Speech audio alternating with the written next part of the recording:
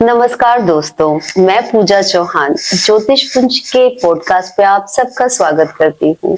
इससे पहले कि मैं कुछ स्टार्ट करूँ, सबसे पहले मैं कहना चाहूंगी जय श्री राम। आज का स्पेशल पॉडकास्ट एक स्पेशल टॉपिक के ऊपर है। आजकल की कलयुग में अगर हम बात करें, भक्ति की बात करें या देवी देवताओं की बात करें, तो आप सब जानते हैं कि कलयुग में कुछ देवता ऐसे हैं जिनको जीवित रूप में माना गया है। उनमें से है बजरंग बली जी। पॉडकास्ट की शुरुआत मैं उन्हीं के आराध्य से शुरू करूंगी। जय श्री राम आप सबको। और ये पॉडकास्ट स्पेशली बजरंग बली जी के ऊपर मैं करने जा रही हूँ और उनके ऊपर बात करने के लिए उनका भक्त सबसे ज्यादा जरूरी है, जो उनकी भक्ति करते हैं। तो आज इस पॉडकास्ट में हमारे साथ जुड़ने जा रहे हैं आचार्य रजनीकांत श्रीवास्तव जी, जो बचपन से ही बजरंग बली जी की भक्ति में लीन है। उन्होंने बजरंग बली जी को बहुत करीब से जाना है। तो आज उनका सफर, उनकी भक्ति बजरंग बली जी के साथ कैसी है और बजरंग बली जी से जुड़े हुए जो रहस्य हमने सुने हैं और बहुत सारी बातें आज हम उन देवता के बारे में करेंगे जिसे हर घर में पूजा जाता है। और चलिए मैं स्वागत करती हूँ अपने स्टूडियो में आचार्य रजनीकांत श्रीवास्तव जी का। आपका बहुत बहुत स्वागत है हमारे पॉडकास्ट में। जय श्री राम। पहले तो आप यहाँ पर आए उसके लिए बहुत बहुत धन्यवाद।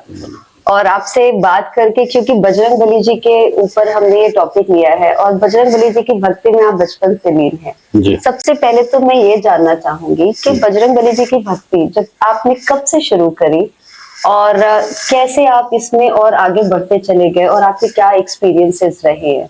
क्योंकि जब भी हम किसी की भक्ति करते हैं या कोई भी साधना करते हैं तो उससे जुड़े जो एक्सपीरियंसेस हैं वो जातक ही महसूस कर सकता है जो वो भक्ति में है। तो मैं चाहती हूँ कि आप दर्शकों को बताइए कि क्या है वो आपके एक्सपीरियंस। देखिए, जब मैं छोटा बच्चा था तब से ही मैं हनुमान चालीसा वगैरह पढ़ता था।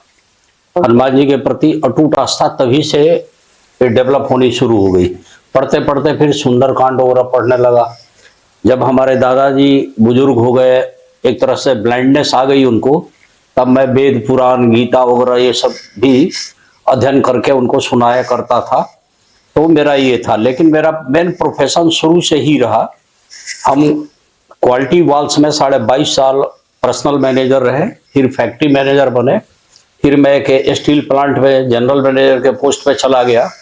और उसके बाद लेकिन पार्ट टाइम मेरा एस्ट्रोलॉजी और हनुमान जी का तो पूरा ही था। घर से निकलो तो हनुमान जी का करके ही निकलता था पूजा पाठ।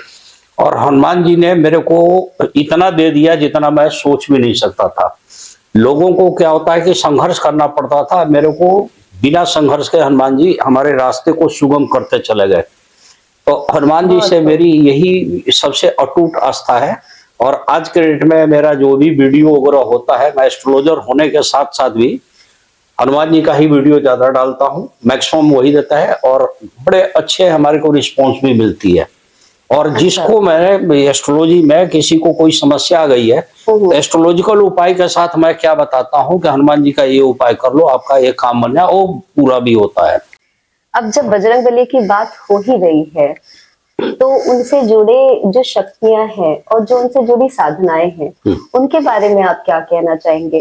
जैसे कि अगर कोई इंसान परेशान है, यूं तो अगर बात करें बल की तो बजरंग बली जी को याद किया जाता है, बात करें बुद्धिमत्ता की तो बजरंग बली जी को याद किया जाता है, बात करें साहस की तो उनको याद किया जाता है। तो ऐसे बहुत सारे डिपार्टमेंट है जो बजरंग बली जी को दिए गए हैं। तो जिस टाइम जातक बहुत परेशान होता है तो उस समय में लोग एक कंफ्यूजन बहुत ज्यादा है, क्योंकि आप भक्ति में है तो आप जिस भी भावना से इसमें है, आपने जितना उनको पहचाना है, हर इंसान इतना नहीं जानता।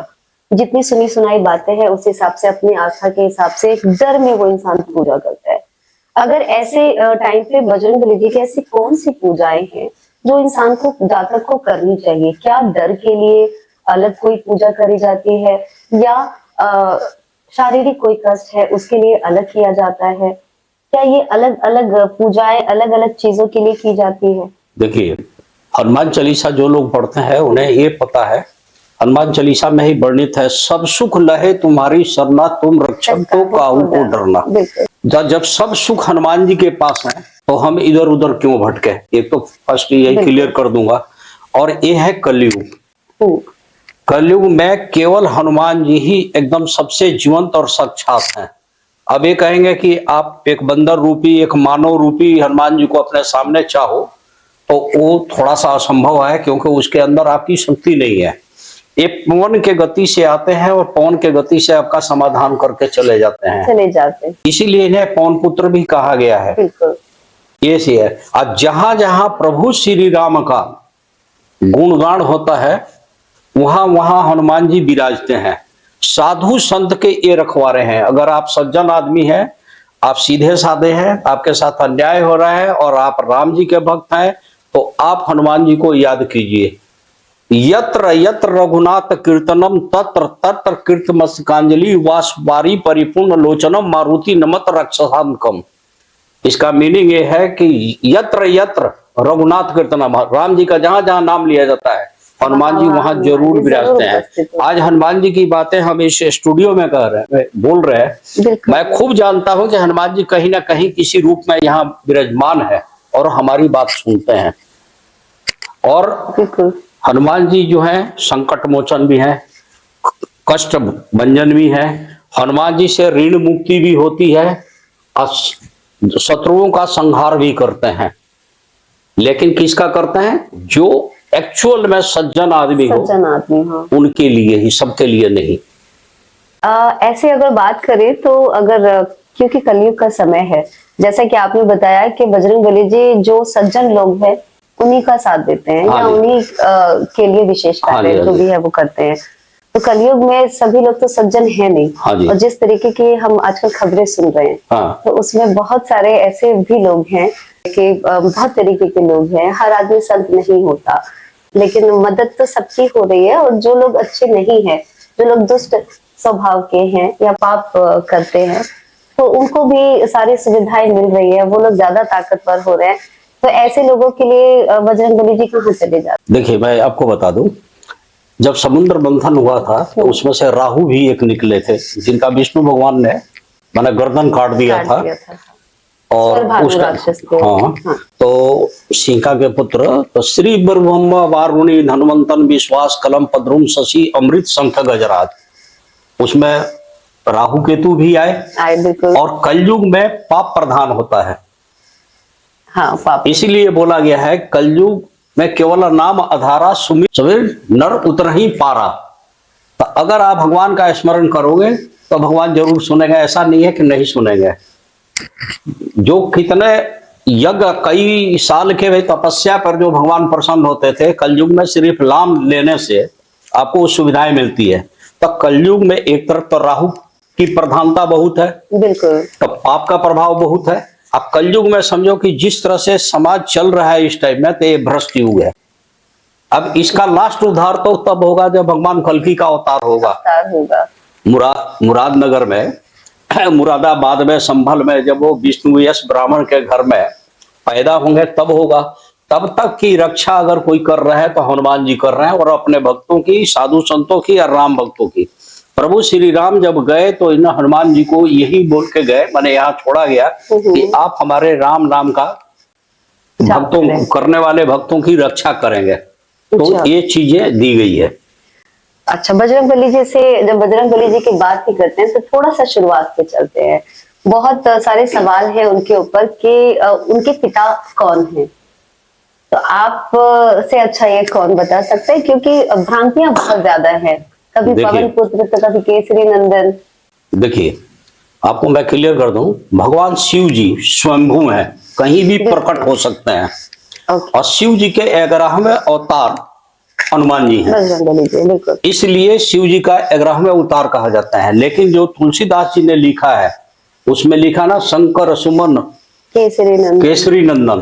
केसरी जी जो है उनके फादर हैं, जिन्होंने उनको परवरिश किया, पालन पोषण किया। और चूंकि आप हनुमान चालीसा में ही एक जगह वर्णन है, आपन तेज संहारो वापे। भगवान शिव शंकर जी ने अपने तेज से स्वयंभू रूप से प्रकट हो गए अंजना के गर्भ में। तो कई लोग उनको पुत्र भी मान लेते हैं, अब कई लोग उनको ये बोलते हैं कि वो शंकर के पुत्र थे, और कई लोग बोलते हैं लेकिन वो स्वयंभू है, वो कहीं भी किसी भी समय में अवतरित हो सकते हाँ वो हैं, कहीं भी अवतरित प्रकट हो सकते हैं। हाँ। तो कहानी यहाँ पे आके तो दो शास्त्रों में अलग अलग वर्णन आ जाता है। कोई उनको कहता है कि नहीं जी ये शंकर भगवान नहीं है, ये शंकर के पुत्र हैं। अब कहीं कहा जाता है कि ये खुद स्वयं शंकर लेकिन हैं। प्रधानता जो रही है, शास्त्र खूब पढ़ेंगे तो देखेंगे कि ये 11वें रुद्र अवतार है, और उन्होंने अपना 11वां रुद्र अवतार बंदर के वेश में त्याग दिया है और उसमें आ गए हैं। और शंकर जी जो हनुमान जी है, उनको सभी देवी देवताओं का आशीर्वाद मिला हुआ है। तो जो आदमी समुद्र 1 मिनट में जो सूर्य को निगल सकता है धरती पर अंधकार, तो उनका कहीं भी कोई काट नहीं कर सकता, और उनके बराबर कोई महाबली नहीं है। हनुमान जी की पूजा हम यूं करते हैं, शुरुआत ही है श्री गुरु चरण सरोज रज निज मन। यहाँ से ये गुरु का स्मरण करके या रघुवीर को याद करते हैं तो बल भी मिलती है, बुद्धि भी मिलती है, विज्ञान भी मिलता है और ज्ञान भी मिलता है। तो इनके अंदर वो सारी चीजें निहित है, और एक खुद असिद्धि नवनिधि के दाता है। अड़ीमा गईमा महिमा लघिमा वसीता, ये सारे गुण इनके अंदर है। तो अपने आकार को बढ़ा लेते हैं, आकार को छोटा कर लेते हैं, उड़ भी सकते हैं, बड़े ये सारे गुण इनके अंदर हैं। और इनसे बड़ा बढ़िया ज्योतिषाचार्य तो कोई है ही नहीं। मैं उसी सवाल पे आने वाली थी कि आप एक तो भक्त भी हैं बजरंगबली जी के बचपन से, और साथ में आप बहुत अच्छे ज्योतिष भी हैं। आपकी ज्योतिष गणना भी अपने आप में बहुत सटीक और कमाल की है। तो बजरंगबली जी का और ज्योतिष का क्या पहले से ही कोई कनेक्शन है? एक्चुअली हनुमान जी, आपने कहा कि हनुमान जी का इस टाइम में मार्केट में किताब है हनुमान ज्योतिष के नाम से। अच्छा। उपलब्ध होती है। वो प्रश्न शास्त्र के ऊपर ज्यादा उपलब्ध है। प्रश्न शास्त्र से आप किसी भी सवाल का यस और नो में जवाब मिल जाता है। और हनुमान जी जो विद्या उनके पास है, तो उनके पास अहम नहीं है, अहंकार नहीं है। जब तक आप उनको याद नहीं दिलाओगे या उनसे रिक्वेस्ट नहीं करोगे, वो भी बारंबार, तब हनुमान जी जागृत होते हैं। और आप हनुमान जी के सामने या उनकी मूर्ति के सामने, तस्वीर के सामने ढोल बजाओ, गीत गाओ, जय श्री हनुमान जी हनुमान जी हनुमान जी, वो ना सुनेंगे, वो बहरे भी हो जाएंगे, अंधे भी हो जाएंगे। लेकिन वहीं अगर आपने बोल दिया जय श्री राम, तो उनका कान खड़ा हो जाता है, उनका कान खड़ा हो जाता है, अब तुरंत वो एक्टिव हो जाते हैं। एक ऊर्जा ही तो है। अब क्या होता है कि जैसे मैं मंदिर जाता हूं तो मैं सबसे पहले कोशिश करता हूं कि हनुमान मंदिर में जाऊं, तो हनुमान जी के सामने होकर मैं बोलता हूं कि जय श्री राम। मेरी आत्मा कहती है कि उधर से जवाब आया है जय श्री राम, हनुमान जी बोल देते हैं। और मुझे महसूस होती है मेरे बॉडी के जितने रोम रोम है उसकी थिरकन से। अब ये साधना ही है, बहुत दिन से मैं करते हैं। आप हनुमान मंदिर में जाइए जब भी, तो मैं बोलता हूँ जय श्री राम, जवाब मिल जाता है। मेरे को ऐसा लगता है मेरे कानों में आवाज आ गई कि जवाब मिला है। वो कभी रिफ्लेक्ट बोलते हैं ना, वो रिफ्लेक्ट होकर मिल जाती है। तो हनुमान जी बहुत पावरफुल है। और मेरी कोई भी समस्या होती है, मैं हनुमान जी से ही कहता हूँ कि हनुमान जी, बढ़िया एस्ट्रोलॉजर को किसी भी देवी देवता का भक्त होना जरूरी है, उसके ऊपर कृपा होना चाहिए, चाहे दुर्गा जी की हो, शिव जी की हो, काली जी की हो, गणेश जी की हो, कृष्ण भगवान की हो, सब तो एक ही रूप है, पर ब्रह्म के रूप है ये लोग।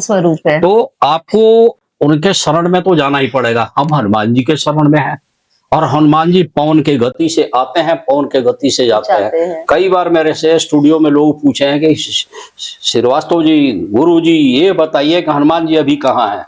हमने कहा हवा कहाँ नहीं है, आप बता दो इस पृथ्वी पर।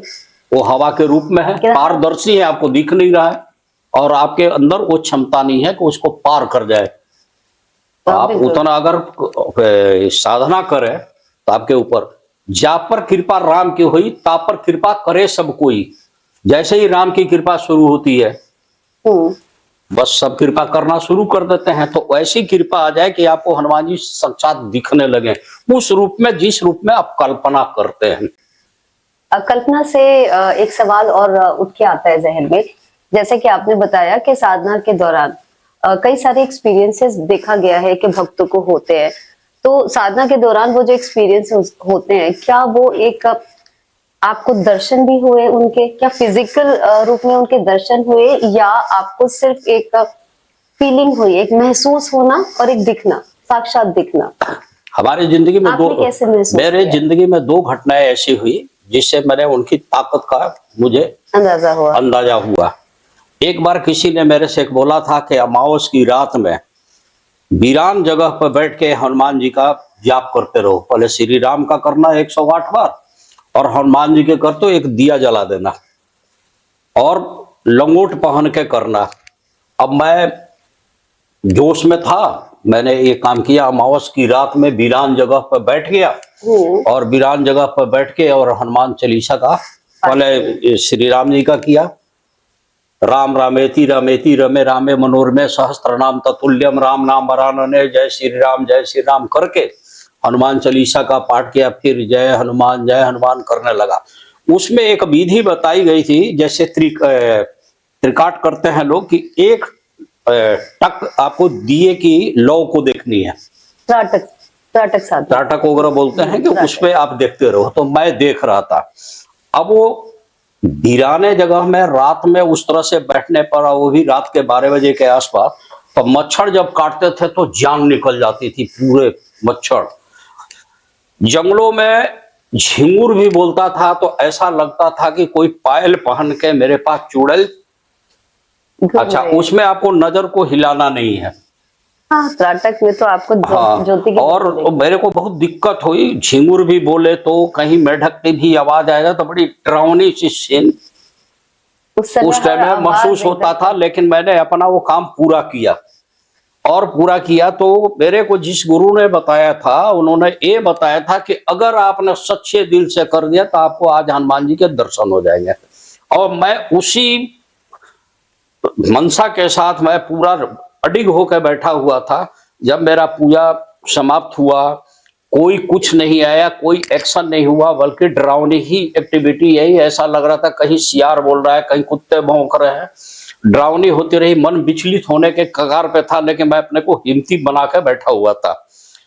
जैसे ही मेरा ये पूजा समाप्त हुआ और मैं ऐसे प्रणाम किया, पता नहीं कहां से एक लंगूर अच्छा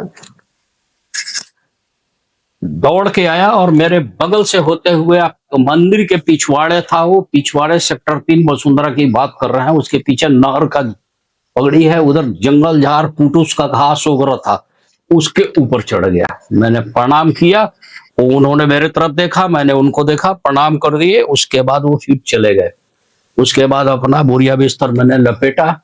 अब दिक्कत ये हो रही थी कि मैं लंगोट पहन के कॉलोनी में रात को कैसे जाऊं? मैंने आया भी उसी तरीके से था। अच्छा। लेके कुछ नहीं था। तब तक पुलिस वालों ने एक जिप्सी लगा दी मंदिर के गेट के सामने। अब हम छुपे रहे बहुत देर तक।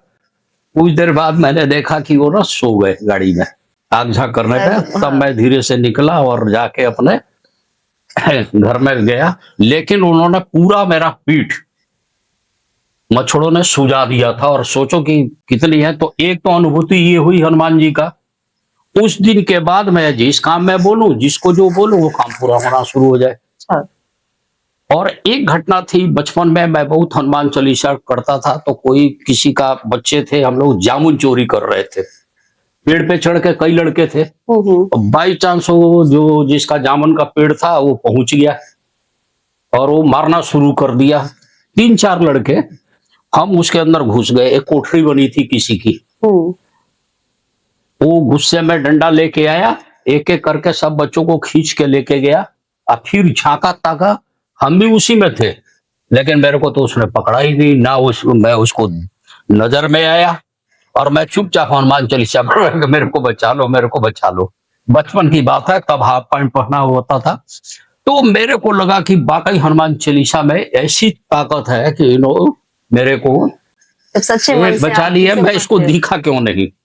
और वो घुसैल आदमी था जिसका वो जामुन का पेड़ था, वो सबको पीटा, 2-2 डंडा तो मारा ही सबको। एक हम ही बचे हुए थे। तब से इनके ऊपर अटूट आस्था मेरी रही कि मेरा ये काम कैसे होगा। कोई अपने रिश्तेदारी में कहीं कोई शुभ चिंतक बहुत बीमार हो जाते हैं, मैं दिल से प्रार्थना करता हूँ भगवान इसकी रक्षा कर दे। मोस्ट प्रोबब्ली मैं देखता हूँ कि उसका काम पूरा हो जाता है। तो मेरी अपनी है। ये तो रहा आपका पर्सनल एक्सपीरियंस जो कि भक्ति के करने के दौरान, साधना करने के दौरान आपने जी। फील किया। अब बजरंगबली से जुड़ी जब बात हम कर रहे हैं तो उनकी जो पूजा का जो तरीका है या उनको मनाने का तरीका मैं कहूँ, और उनकी साधना करके उनसे जुड़ी जो शक्तियां हैं और जो विद्याएं हैं, शक्तियां हैं, अगर एक जातक उनको पाना चाहे तो ऐसा कौन सा पाठ है जो इंसान रेगुलर कर सकता है? देखिए, सबसे बढ़िया तरीका है राम नाम। पहले तो गणेश जी से शुरू की जाती है। गणेश जी के जाप करने के बाद आपको श्री राम, शिव शंकर भगवान और राम जी की स्तुति करनी है। उसके बाद हनुमान चालीसा पढ़ना है। सुंदरकांड अगर याद है तो सुंदरकांड पढ़िए या पढ़ लीजिए। उसके बाद हनुमान जी से विनती कीजिए।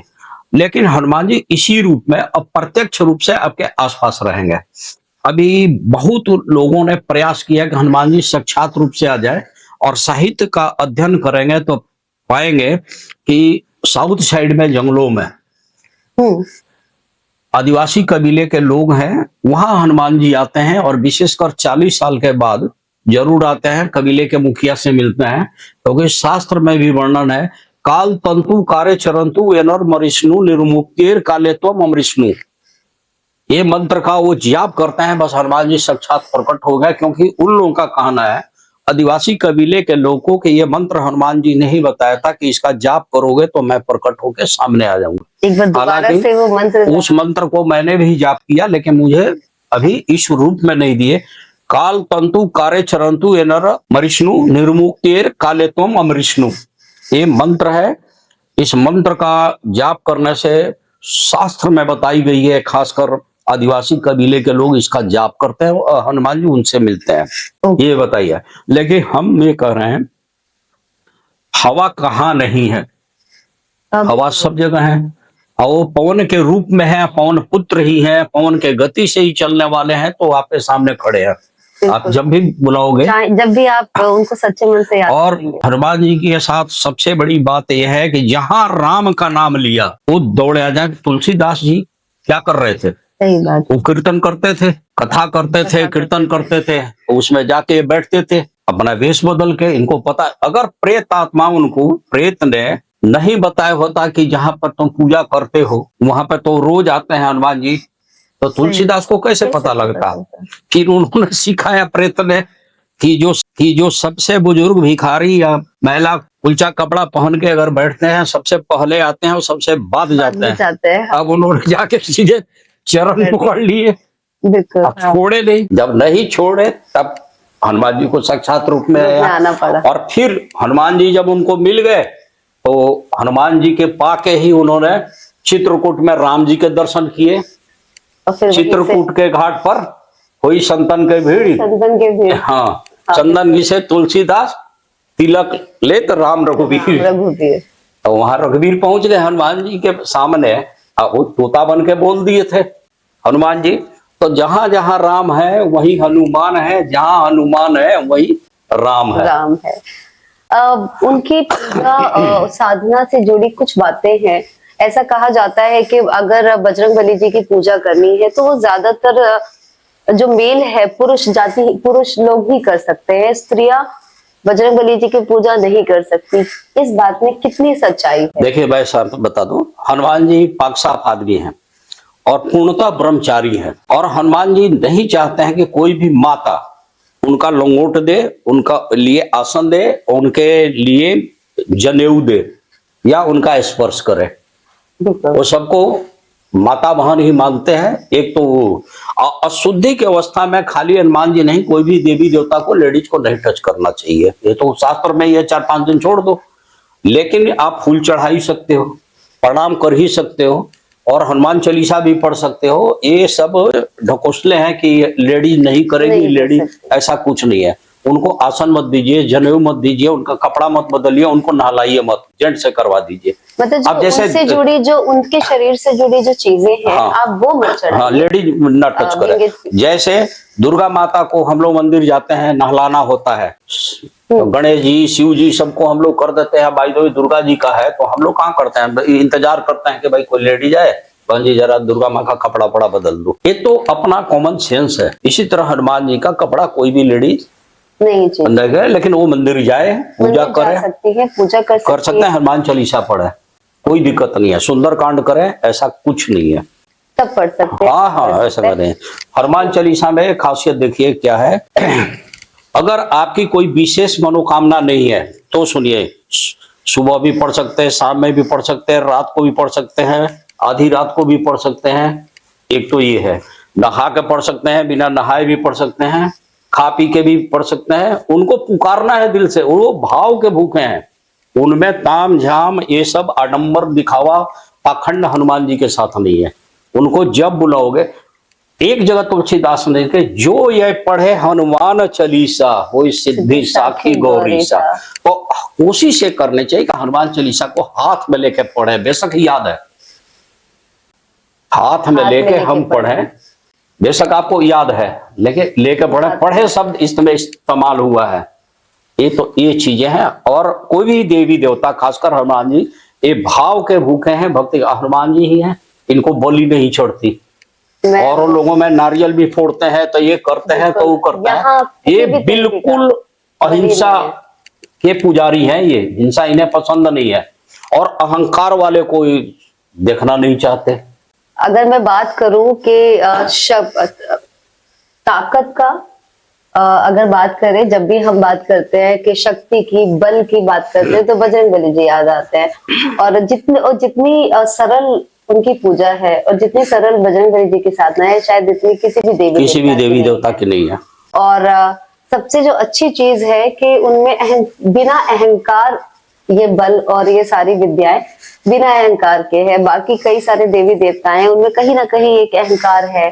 चाहे आप नहीं, अहंकार नहीं है, उनकी प्रक्रिया ज्यादा हम लोगों के लिए कठिन हो जाती है। नहीं, जैसे कई मनाने का जो हम कहानियां जो सुनते हैं, तो उसमें कई देवी देवता ऐसे हैं जिनके मन में एक उस टाइम पे अहंकार आया, और उस पर उन्होंने कोई भी एक्शन लिया हो। ऐसे कई कहानियां है। बट बजरंगबली जी की अगर बात करें तो वो अहंकार रहित उनका बल माना जाता है। और इससे जुड़ी, जैसे आपने बताया कि फीमेल अगर उनको मेंस्ट्रुएशन साइकिल पीरियड में है तो वो पूजा ना करे, अदरवाइज वो पूजा कर सकती है, चालीसा पढ़ सकते हैं, आप सुंदरकांड भी पढ़ी है, कर सकते हैं। लेकिन एक कुछ जो उपाय होते हैं, जैसे कि अगर मैं भी बात करूं, तो एक समय पे कोई चीज थी जिससे मुझे प्रॉब्लम हो रही थी, तो मुझे किसी ने बताया कि आप बजरंगबली जी की एवरी ट्यूसडे, हर मंगलवार को आप ध्वजा चढ़ाइए। कुछ विधि बताई थी सामान का, कि हर ट्यूसडे को चढ़ाइए। देखिए आप हमारी बात सुन लीजिए, अगर राम जी का पताका हनुमान जी के मंदिर में आप फहरा देते हैं, तो आपका नाम का डंका लाइफ में, मेरे सब जगह सोशल मीडिया वाले जो लोग हैं, हम ये एस्ट्रोलॉजर हैं, आके बोलते हैं कि साहब हमारा तो वीडियो नहीं उठ रहा है, सोशल मीडिया पे हम हाईलाइट नहीं हो रहे हैं, हम वायरल नहीं हो रहा है। हम कह रहे किसी मंगलवार को या किसी हनुमान जयंती को राम जी का ध्वजा लीजिए, हनुमान जी से प्रार्थना कीजिए, जाके उनके मंदिर में लगा दीजिए, आपका झंडा बुलंद कर देंगे। आपने चढ़ाया हनुमान जी को, आपका झंडा बुलंद कर देंगे। अभी तक हमने देखा कि बजरंगबली से जुड़ी सारी बातें, बजरंगबली जी से जुड़ी हुई जो भी मान्यताएं हैं, वो हमने इस पॉडकास्ट में सुना। अब हम बात करेंगे जो समस्याएं हैं डे टू डे लाइफ में। बजरंगबली जी की महिमा तो हमने सुन ली, उनके बारे में हमने जान लिया। अब जो लोग डे टू डे लाइफ में जो समस्याओं से जूझ रहे हैं, मैं एक एक करके उन समस्याओं का नाम लूंगी, और मैं चाहूंगी कि आप हमारे दर्शकों को बजरंगबली जी के उपाय बताइए, क्योंकि कलयुग के देवता हैं, और सुनते हैं कि वो बहुत जल्दी अपने भक्तों की सुनते हैं। तो सबसे पहले जो आज का सबसे बड़ा समस्या है, वो है पैसे की दिक्कत, फाइनेंशियल प्रॉब्लम। उसके लिए सबसे अच्छा उपाय बजरंगबली जी का जातकों को क्या करना चाहिए? देखिए, करना क्या चाहिए, हनुमान जी की अष्ट सिद्धि नौ निधि के दाता है, नौ निधि उनके पास है। तो पहले तो नाक रगड़ के अपना प्रायश्चित करेंगे, प्रभु कहीं कोई गलती हुई है क्षमा करेंगे, जिससे मेरा धन का अभाव है और मुझे ऐसी शक्ति प्रदान कर दे कि मेरे पास धन रहे। और सीता जी के चरण की तरफ निहारें और राम जी के चरण की तरफ निहारें, प्रणाम करें। सीता ही लक्ष्मी है, ये ध्यान करना। और राम जी की भक्त है हनुमान जी। हाँ। तो क्या होता है कि लक्ष्मी एक्टिवेट हो जाती हैं, अगर मन से अपने भाव से करना शुरू कर दिया तो हो जाएगा। इसके अलावा एक छोटा सा ज्योतिष का टिप्स है, मिट्टी का गोलक लेके उस पे ओम श्री कुबराय नमः लिख दिया जाता ओम है, श्री कुबराय नमः। और उसमें डे टू डे जब भी कुछ हो 1 रुपया 2 रुपया डाल के मंदिर के बगल में रख दिया जाता है और ये बोल दिया जाता है ओम श्री, क्योंकि धन संचय का कारक देवता कुबेर जी हैं। हाँ, बिल्कुल। और लक्ष्मी जी धन देने की देवता है, ये देने वाली है। तो लक्ष्मी और तो लक्ष्मी जी या कुबेर दोनों का स्मरण कर लो और प्रभु श्री राम है। और पुकार कौन रहा है? हनुमान भक्त। बस और सिद्धि नौ निधि का दाता, तो लक्ष्मी बढ़ जाएगी। ये उपाय रहा फाइनेंशियल प्रॉब्लम। हाँ जी, हाँ जी। अब हम बढ़ते हैं नेक्स्ट उपाय की तरफ। हाँ। जो लोग के घर में कलेश है, सब कुछ होते हुए भी घर का कलेश नहीं जा रहा है, एक दूसरे के साथ मतभेद है, मन नहीं मिल रहा है, इसके लिए बजरंगबली जी का उपाय। सब नर्स करी है परस्पर प्रीति। रामायण है, रामायण जिस घर में पढ़ा जाए और सुंदर कांड पढ़ा जाए उस घर में कलेश खत्म हो जाती है। अच्छा, सबसे बढ़िया चीज है रामायण पढ़ना शुरू कर दीजिए। क्या आजकल जैसे लोगों के पास इतना समय नहीं है कि वो बैठ के पढ़े, तो क्या ऐसा कर सकते हैं कि हम टीवी में चला ले और उसको चला के हम छोड़ दे, तो जो नहीं माने उसमें हमारा अपना विचार है कि कई लोग क्या करते हैं, अपने मोबाइल में ना महामृत्युंजय रख लेते हैं और बजता है और टॉयलेट में चले गए, तो वो नहीं होना चाहिए। माने मंत्र की रिस्पेक्ट भी देनी है उस हिसाब से। हाँ, कि ऐसी दूषित जगह पे आपको नहीं जाना है। आप चलो खाना बना रही हो, जल्दी जल्दी तैयार हो रहे हो, आप रामायण सुन सकते हो। बिल्कुल। हाँ हाँ, रामायण सुनिए। और रामायण देखिए एक दिन में याद नहीं होगा, आप अगर पढ़ना शुरू करते हैं बड़ा बढ़िया है। जैसे हम लोग बोलते हैं ना, भय प्रकट कृपाला दीन दयाला कौशल्या हितकारी हर्षित महतारी मुनि मनहारी अद्भुत रूप विचारी लोचन अभिरामा तनुगन श्यामा निज आयुध भूचारी। अब ये सब चीजें पढ़िए, अब देखिए आपके घर में लक्ष्मी की कमी हो ही नहीं सकती। बिल्कुल, इन मंत्रों में एक वाइब्रेशन होती है और ये वाइब्रेशन एनर्जी सोर्स अपने आप एक्टिवेट करती है। मंत्रों की तो शक्ति सब लोग जानते हैं।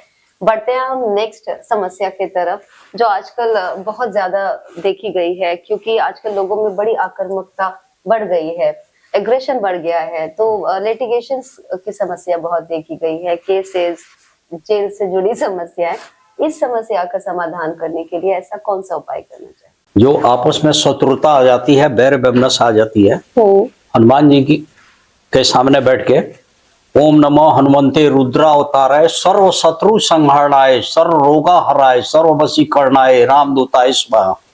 तो जो थोड़ी बड़ी बात है वो बस में हो जाएगा और जो शत्रुता है वो समाप्त हो जाती है। ये हनुमान जी का मंत्र है, हनुमान जी के सामने बोलिए जहां राम जी विराजमान हो।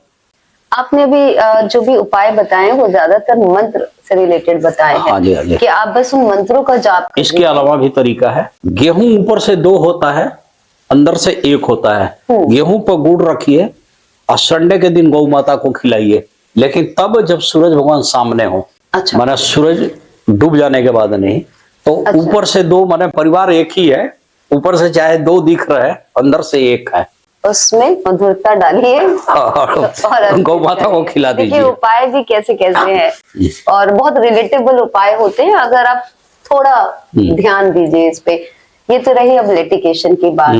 अब हम आगे बढ़ते हैं और जो एक बेसिक समस्या है, जैसे घर में बच्चे पढ़ाई नहीं करते, उनका ध्यान आजकल सोशल मीडिया की तरफ, फोन की तरफ ज्यादा जा रहा है और पढ़ने में उनका वो इंटरेस्ट नहीं है, तो कैसे उनका कंसंट्रेशन स्पेशली? देखिए सबसे ज्यादा उनका ध्यान बिगड़ने का कारण जो है, इस टाइम में राहु की दशा आ जाए, केतु की दशा आ जाए तो ज्यादा इस तरह की बिगड़ती है। अच्छा। और सरस्वती जी की तस्वीर रख दी जाती है, अब बोला जाता है बेटा बोलो ओम ए सरस्वती नमः, ओम ए सरस्वती नमः, ओम ए सरस्वती नमः, या सरस्वती जी को प्रणाम करें। घर का कोई आदमी सरस्वती चालीसा पढ़ ले, काली चिट्ठियों को पंजीरी दे देने से भी देखा गया है कि केतु शांत हो जाता है, चाहे राहु शांत हो जाए, शांत हो कुत्ते को जाता है। मीठी बिस्कुट टाइप से कुछ दे दिया जाए तो भी शांत हो जाता है। और क्या बोलते हैं इसको, हनुमान चालीसा और एक सरस्वती चालीसा मंदिर में बच्चे का हाथ लगवा के गिफ्ट करा दीजिए। फिर अगर आपका बच्चा पढ़ाई में मन नहीं लगा रहा, उसका ध्यान नहीं लग रहा है, तो जैसा कि रजनीकांत जी ने बताया कि आप हनुमान चालीसा और सरस्वती चालीसा बच्चा खुद आप लेकर आइए, बच्चे के हाथ से मंदिर में आप दान कराइए, देखिए आपके बच्चे का कंसंट्रेशन बनता है कि नहीं। क्योंकि अंधविश्वास बोल देने से माना नहीं जाएगा, पहले आप कोशिश करिए, जानने की तो कोशिश करिए। देखिए, विद्या का जो देवी देवता है एक सरस्वती जी हैं, अब बुद्धि विवेक के देवता हनुमान जी भी हैं, और गणेश जी भी हैं बुद्धि का गणेश जी दाता। भी हैं, बिल्कुल। हाँ। तो बोलते हो ना, ओम गंगन पते नमः, दुर्वा बने घास चढ़ा के, तो ये तीनों उपाय कर लेना चाहिए, बच्चा एकदम सही हो जाएगा। साथ में जो बाधक ग्रह है, शनि की दशा है, राहु की दशा है, केतु की दशा है, आप शांत कर दो, उसका उपाय कर दो। क्या करना, कौन भारी सी बात, थोड़ा सा डोनेट ही तो करना है, आप कर दीजिए। बिल्कुल, जैसा कि अभी तक हमने सुना, बजरंगबली से जुड़ी हमने जानकारी दी, उनकी महिमा के बारे में, उनकी ताकत के बारे में आपने हमें बताया। और डे टू डे लाइफ में, जातक के जीवन में या सभी लोगों के जीवन में जो मेन समस्याएं हैं, बाकी तो छोटी बड़ी आती जाती रहती है, वो भी आपने बताया। एक लास्ट समस्या रह गई है, हम वो भी दर्शकों को बता देते हैं। स्वास्थ्य से जुड़ी समस्याएं कि कई बार घरों में देखा गया है कि लोग बहुत ज्यादा बीमार रहते हैं, बहुत इलाज करा रहे हैं, लेकिन कुछ हल ही नहीं निकल रहा है। तो ऐसे समय पे बजरंगबली जी का कौन सा पाठ करें, या कौन सा ऐसा रेमेडी है जो हम कर सकते हैं उपाय? हर 4 महीने पे, 6 महीने पे जिस बेड पे सो रहे हैं उसके नीचे की धूल हटा दीजिए, पांव के नीचे की। तो दो तरफ का तो उठ जाता है पलंग, दो तरफ का उठता नहीं है। तो पानी गर्म कीजिए, उसमें गौमूत्र थोड़ा डालिए, कपूर का पाउडर बना के उसमें डालिए, झटका मार दीजिए बेड के नीचे। हाँ, तो राहु केतु शनिचर ये हट जाए। वास्तु का टिप्स बता रहा हूँ। ओ, ये वास्तु का टिप्स है। कोणस्थ बोलते हैं ना शनि को, हाँ। कोने कोने में छुपते हैं लोग, राहु केतु हाँ, शनिचर। हाँ। तो ये सब तो पहले हटाइए। आप नासे रोग हरे सब पीरा, जपत निरंतर हनुमत वीरा, संकट से हनुमान छुड़ाए, मन क्रम बचाए। इस मंत्र का लगातार जाप कीजिए। बहुत रेगुलर कोई बीमार है लंबे पीरियड से, तब हनुमान बाहु का पाठ करना शुरू कर दीजिए। हनुमान बाहु हनुमान जी का ही उपाय है। हनुमान बाहु पढ़ने से बढ़िया से बढ़िया बीमारी ठीक हो जाती है। इवन स्किन एलर्जी हो तो, कहीं शरीर में पेन हो तो ये सारी खत्म हो जाए। लेकिन ये लंबे बीमारी के लिए है, छोटे के लिए तो इसी से खत्म हो जाएगा। हॉस्पिटल में कोई बीमार है, आप देखने गई, बैठ के पाठ कर दीजिए 11 बार, ना से रोग हरे सब पीरा। बिल्कुल। और मंत्रों में बहुत ताकत होती है, और ये ताकत आप सब जानते हैं, क्योंकि जब भी आप लोगों के मन में एक डर आया है, तो बिना बोले, बिना कहे, बिना उपाय के सबके मन में एक ही विचार आया है, जय हनुमान ज्ञान गुण सागर, जय कपीस तिहुँ लोक उजागर। हिंदुस्तान में बच्चा बच्चा, अगर आप हिंदू है या सनातन को फॉलो करते हैं, तो हर बच्चा बच्चा हनुमान चालीसा पढ़ता है। बच्चे के मन में भी डर आता है तो कुछ नहीं, वो सबसे पहले हनुमान चालीसा पढ़ता है। कहीं लड़ाई हो जाती है तो हनुमान चालीसा पढ़ता है। तो बजरंगबली जी तो सबके मन में बसते हैं और हम सबकी रक्षा करते हैं। आप सबने जाना उनसे जुड़े उपाय, कि किस तरीके से आप उनसे जुड़े उपाय करिए। सबसे अच्छी बात, चालीसा हमें एक गिफ्ट में मिला है और हमें वरदान मिला है चालीसा के रूप में। आप रोज नित्य अगर आप चालीसा का भी पाठ करते हैं तो बहुत समस्याओं का समाधान हो जाता है। आज का पॉडकास्ट का जो टॉपिक था बहुत ही इंटरेस्टिंग था, और जो उपाय आपने बताए हमारे दर्शकों को, वो भी बहुत इंटरेस्टिंग उपाय बताए, और इतने आसान है कि कुछ नहीं करना है, आपको सिर्फ मंत्र उच्चारण करना है, मन शुद्ध करके। यहाँ पैसा नहीं खर्च हो रहा है, आपकी थोड़ी आस्था चाहिए और शुद्ध विचार चाहिए। आप उसके साथ अपने मंत्रों का उच्चारण करिए, देखिए आपके जीवन में जरूर परिवर्तन आएगा। अब चलते चलते समापन करते हैं इसका राम जी के नाम से, क्योंकि आप हनुमान भक्त हैं, तो उन्हीं के नाम से अब समापन करते हैं। इस पॉडकास्ट में आने के लिए सबसे पहले तो मैं बहुत बहुत धन्यवाद करूंगी आपका कि आपने समय दिया और मैं आपसे मिल पाई, क्योंकि बजरंगबली जी के जो साधक आप हैं तो स्वयं बजरंगबली जी आप आसपास लेकर ही आए हैं। वो वाइब्रेशन हम फील कर पा रहे हैं यहाँ पर, वो पॉजिटिविटी फील कर पा रहे हैं, क्योंकि बजरंगबली जी अपने साधकों को कभी नहीं छोड़ते। और जो राम नाम लेते हैं, आपने जैसा बताया, आप राम नाम लीजिए, बजरंगबली जी आधे रास्ते से दौड़ के वहीं आएंगे जहां राम नाम लिया जा रहा है। तो मैं चाहती हूँ कि अभी हम जहाँ बैठे हैं वहां पे उनकी शक्ति, अब समापन करते हुए उनकी शक्तियों को जरा याद कर लेते हैं। तो यहाँ आने के लिए बहुत बहुत धन्यवाद। आपकी वाइब्रेशंस बहुत पॉजिटिव है, ये टॉपिक बहुत पॉजिटिव थैंक था। यू। जय श्री राम। जय श्री हनुमान राम। जी।